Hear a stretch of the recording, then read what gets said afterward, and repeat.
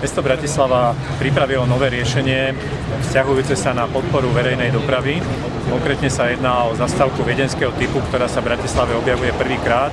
Je to zastávka, ktorá má zvýšený povrch a kde na jednom mieste, konkrétne tu na Radlinského, budú môcť prestúpiť cestujúci, ktorí doteraz mali 3 rôzne zastávky na Vazelovej, na Florianskom námestí, na Radlinského a ešte aj na Vazelovej autobusová doprava. To všetko sa dostane na jednu hranu, to znamená, zvyšuje sa bezpečnosť, ale aj komfort cestujúcich. S tým, že tento projekt je novým riešením, to znamená, vyvoláva aj reakcie, ktoré sa pýtajú, či to všetko bude fungovať a ako spolu bude žiť verejná doprava a individuálna automobilová doprava.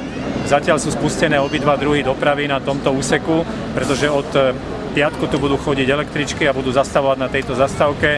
Od útorka 2. septembra tu budú zastavovať aj autobusy a vtedy sa naplno prejaví vlastne fungovanie tejto zastávky, ako ona slúži cestujúcim. Zastávku sme postavili s podporou európskych fondov. Je to nová myšlienka, ktorá sa zrodila v Komisii pre verejnú dopravu a odtiaľ sme dostali aj určité pripomienky týkajúce sa práve vzťahu medzi verejnou a individuálnou automobilovou dopravou, ktoré sme vyriešili tak, že zmeníme organizáciu dopravy na Vazelovej ulici, kde sa bude zužovať do jedného pruhu osobná automobilová doprava, aby na Radlinského prešlo už len jeden pruh vozidiel, aby neobmedzovali verejnú dopravu. Toto bola asi najvážnejšia pripomienka. Vypli sme svetelnú križovatku na Florianskom námestí, čo opäť zrýchľuje verejnú dopravu. Jednoducho pracujeme s filozofiou, aby sa verejná doprava dostala na prvé miesto.